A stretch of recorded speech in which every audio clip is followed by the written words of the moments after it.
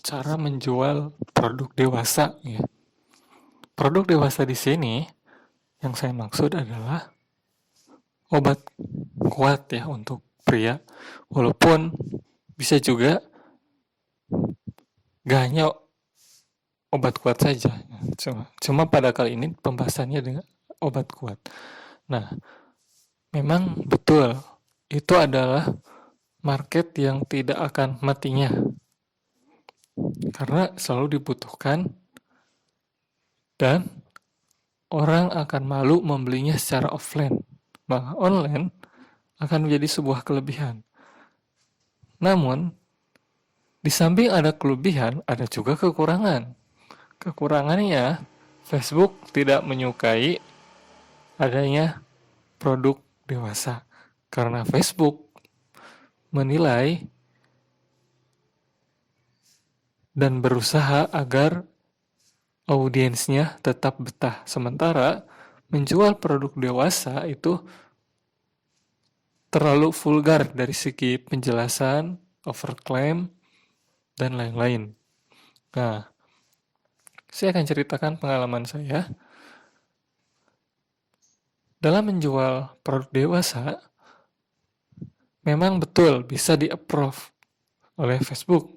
Cuma, yang approve-nya itu masih robot. Sehingga kita pakai diakalin sekalipun memang lolos. Tapi, lama-kelamaan, yang ketika iklan sudah berjalan, yang akan mereview iklan kita adalah manusia.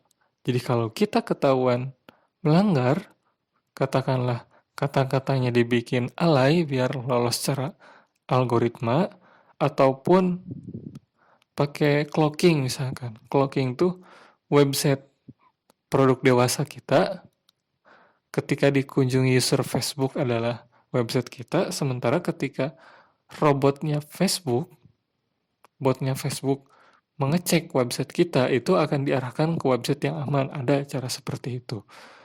Cara seperti apapun bisa lolos dan iklan berjalan, namun tidak akan lama. Sepengetahuan saya, tidak akan bisa lebih dari 1 minggu. Ada yang dirugikan sebenarnya dari perbuatan tersebut. Yang pertama, advertiser lain yang udah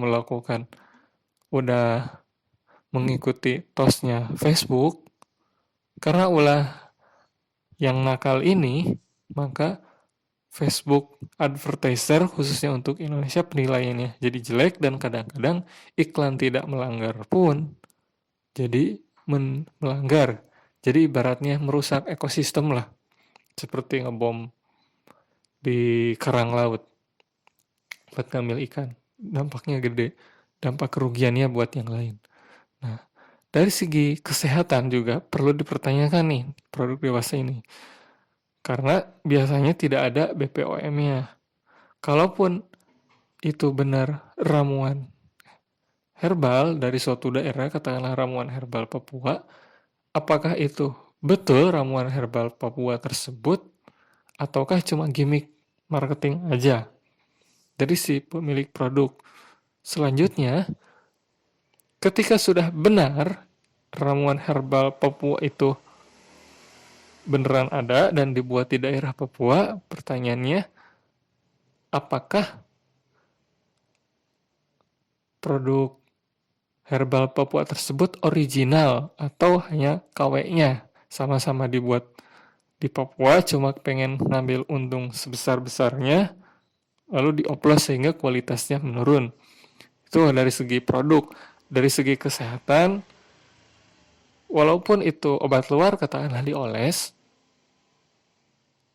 saya agak khawatir karena apakah tidak berimbas kepada organ, entah itu ginjal ataupun pankreas atau hati ataupun saraf. Memang betul mungkin ada efeknya di hari itu, cuma apakah ada efek sampingnya seperti jantung berdebar-debar? Saya sendiri sebagai waktu menjual itu tuh belum pernah mencobanya sama sekali, walaupun hasilnya pada bagus dipakai konsumen. Nah, dan ngerinya ketika menjual produk dewasa itu bakal ada testimoni before after tanpa foto secara vulgar. Itu. Dan behavior market ini biasanya ramainya itu di jam malam, jam-jam 9 ke atas. Nah, di satu sisi ada kelebihan, itu gurih gitu ya. Dan di sisi lain ada kekurangan juga seperti yang sudah saya sebutkan. Terutama di akun iklan ya, di mana bikin Facebook dan akun iklan tuh gak mudah sekarang tuh. Gak semudah dulu tinggal bikin terus jadi bisnis manajernya. Itu sisi kritis dari saya. Cara menjualnya seperti itu. Silakan kalau mau dicoba. Dan pastikan harus legal produknya dan aman dari segi aspek kesehatan. Tapi kalau dan resikonya bikin terus akun iklan. Kalau saya sudah tidak bermain lagi, tapi gambaran ketika teman-teman mencobanya adalah seperti itu. Itu dulu penjelasan dari saya, semoga bermanfaat. Assalamualaikum.